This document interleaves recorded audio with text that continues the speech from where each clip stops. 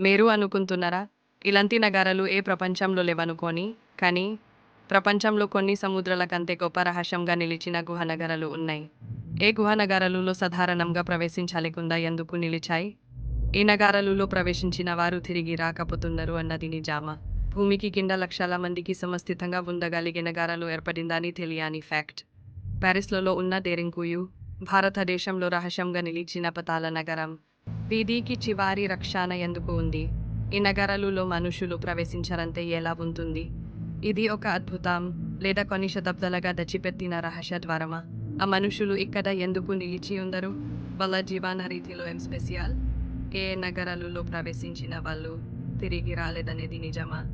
ఏ నగరాలలో మళ్ళీ విలువలేని సంపద, వేరమైన చరిత్ర ఉన్న నగరాలు ఎవరికీ తెలియవు? ఇది సరిపోదు. ఏ నగరాలలో ప్రవేశించడం ఒక అడ్వెంచర్, ఒక భయం. మీ అభిప్రాయం ఏంటి? ఈ రహస్యంలో ఎంత సత్యం ఉంది?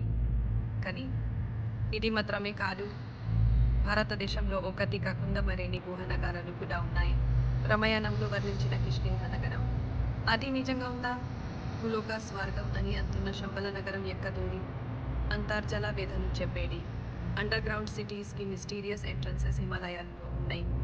ఈ నగరాలకి ప్రవేశం దొరికినట్లు అయితే అక్కడ కూడా ఎక్కడైనా అమృతం ఉందా? ఏ నగరాలకి సంబంధించి పురాణాలు, చరిత్ర, సైంటిఫిక్ ఫ్యాక్ట్స్ అన్ని కలిపి ఒక వాస్తవం కనబడుతుందా? ఈ రహస్యమైన నగరాలలో ఒక గొప్ప యాత్ర ముందు ఉందా? మీరు ఏ ప్రశ్నకు సమాధానం తెలుసుకోవాలనుకుంటున్నారా? ఈ మిస్టరీ మీరు ఎవరికైనా షేర్ చేయండి.